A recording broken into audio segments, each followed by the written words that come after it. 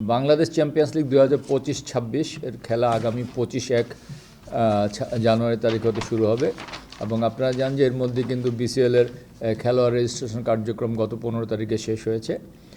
গতবারের ন্যায় এবারও আমাদের 3টি ভেন্যুতে বাংলাদেশ চ্যাম্পিয়ন্স লিগ অনুষ্ঠিত হবে। এছাড়া আমরা আরও বেশ কিছু সিদ্ধান্ত নিয়েছি, যেটা প্রিমিয়ার লিগের সাথে সম্পর্কিত, ফুটবল লিগের সাথে। যেমন স্বাধীনতা কাপ আমরা এবার লিগ শেষে আমরা অনুষ্ঠিত করব, সেটা সম্ভাব্য তারিখ হচ্ছে 5ই মে, যেটা 23শে মে গিয়ে শেষ হবে। তো এই স্বাধীনতা কাপে আমরা এবার বিএফএলে অংশগ্রহণকারী 10টি দলের বাইরেও 3টি সার্ভিসেস টিমকে আমন্ত্রণ জানাবো।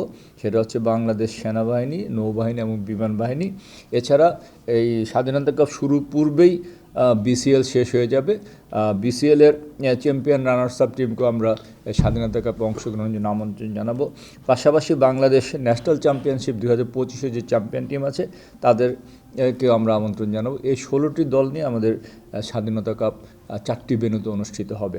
আসলে এই আলোচনাটুকু আমাদের আজকের মধ্যে ছিল এবং এর পাশাপাশি আমরা আগামী বছরের একটা ক্যালেন্ডার তৈরি করেছি, যেটা আমরা 2 দিনের মধ্যে আমাদের সংশ্লিষ্ট যারা আছে তাদের সবার কাছে আমরা পৌঁছে দেব। ফিকচারের ব্যাপারে ইতিমধ্যে শুধু আমরা মহারানী স্পোর্টিং ক্লাবের কাছ থেকে একটা পেয়েছি, তারা নির্বাচনে পরে পৌঁছাতে গিয়ে পেছানোর জন্য বলেছে, কিন্তু আমরা সব দিক বিবেচনা করে দেখেছি যদি আমরা এটা কিছুদিন পিছিয়ে শুরু করতে যাই, তাহলে সেটা লিগটা এখন আমাদের বর্তমান ফিকচার অনুযায়ী সেটা এপ্রিল মাসে 29 কিংবা 29 তারিখে শেষ হচ্ছে, কিন্তু যদি আমরা এক রাউন্ড পেছাতে যাই সেটা প্রায় মে মাসের 4 কি 5 তারিখে চলে যাবে। এই 3-4 দিনের জন্য কিন্তু ক্লাবগুলোকে বিদেশি প্লেয়ারদের কিন্তু পুরো মাসের বেতন বইতে হবে, যেটা অন্যান্য ক্লাবগুলোর জন্য অনেক একটা অতিরিক্ত বোঝা হয়ে দাঁড়াবে।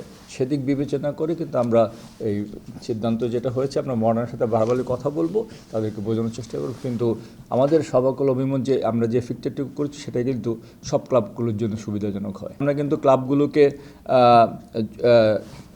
পুরো ক্যালেন্ডারটা দিয়ে দিচ্ছি, তাদের কাছ থেকে ফিডব্যাক পেয়ে কিন্তু আমরা আমাদের কার্যক্রম শুরু করি।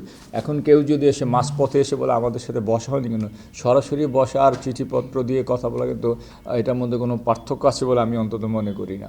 আর পৃথিবীর কোথাও দেখবেন যে নীতি নির্ধারণী বিষয়গুলো কিন্তু ফেডারেশনই করে থাকে, ক্লাবগুলো শুধু তাতে অংশগ্রহণ করে থাকে। নীতি নির্ধারণীর ব্যাপারে ক্লাবগুলোর কোনো পার্টিসিপেশন আসে বলে অন্তত আমি জানি না।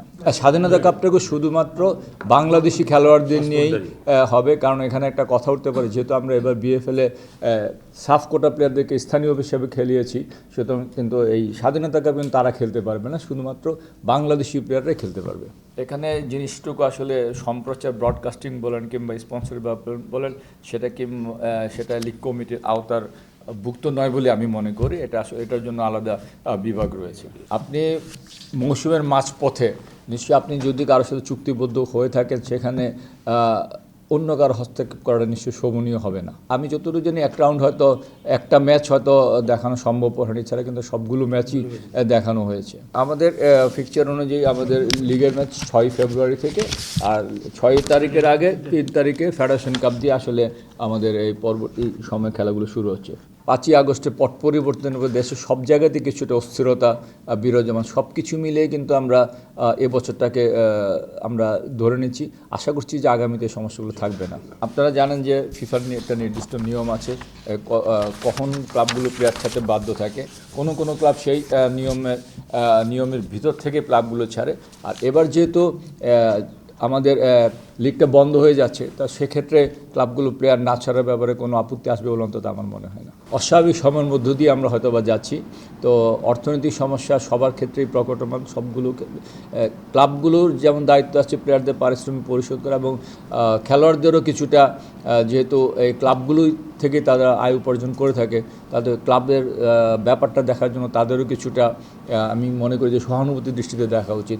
এবং আমি কৃতজ্ঞ অন্তত বাংলাদেশি যে সমস্ত প্লেয়াররা আছে, তারা ক্লাবগুলোর এই সমস্ত দুঃসময়টাকে অন্তত তারা ক্লাবগুলোর পাশে এসে দাঁড়িয়েছে, তারা কিন্তু খেলাটা চালিয়ে যাচ্ছে। সেই জন্য আমি সমস্ত খেলোয়াড় কৃতজ্ঞ। এবং তবে আমরা আশা করছি যে জাতীয় নির্বাচনের পরে হয়তো এই অবস্থার অবসান ঘটবে। এবছর বা সুপার কাপ হওয়ার মতো সময় আর থাকবে বলে আমাদের মনে হয় না, কারণ লিগ শেষের পরে যদি আমরা স্বাধীনতা কাপ করি তারপরে কিন্তু পরবর্তী সিজনে উইন্ডোটা খুব ঘনিয়ে আসবে। তো সুপার কাপ আয়োজন হতে পর্যাপ্ত সময় তখন থাকবে বলে আমাদের মনে হচ্ছে না। কিছুটা তো পীড়া দিবেই, তবে আমরা আশাবাদী যে আমরা পরবর্তী সিজন থেকে সুপার কাপ করতে পারবো।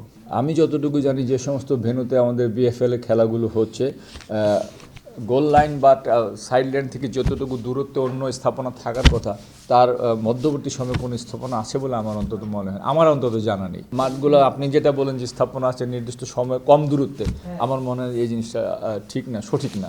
না, মাঠ কিছুটা হয়তো একদম প্রত্যাশা মাফিক আমরা যতটুকু আশা করে থাকি একটা প্রফেশনাল লিগেতে সে অবস্থাতে হয়তো নেই, কিন্তু প্রথম অবস্থা না থাকলে এখন কিন্তু ধীরে ধীরে মাঠগুলো অনেকটুকু উপযোগী হয়েছে খেলার। এবং আপনারা জানেন যে মাননীয় ক্রীড়া উপদেষ্টাও কিন্তু বলেছেন যে সিলেট এবং চিটাগাং মাঠকে শুধুমাত্র ফুটবলের জন্য বরাদ্দ দেবেন। তো আমরা আশা করছি যে আগামী সিজন থেকে আমাদের এই মাঠ সমস্যাগুলো থাকবে না। আপনি কোন খেলা কোন ম্যাচের কয়টা টিকিট আপনি ক্রয় করতে পারবেন, কোন ক্যাটাগরির টিকিট পাবেন, কোন ভেন্যুতে করে, আমরা সব কিছু কিন্তু প্রেস রিলিজের মাধ্যমে জানিয়ে দেবো আপনাদেরকে। For more updates, subscribe to our YouTube channel and click on the bell icon. Follow us on Facebook and Instagram. Download T-Sports app to enjoy exciting games and highlights. Visit tsports.com.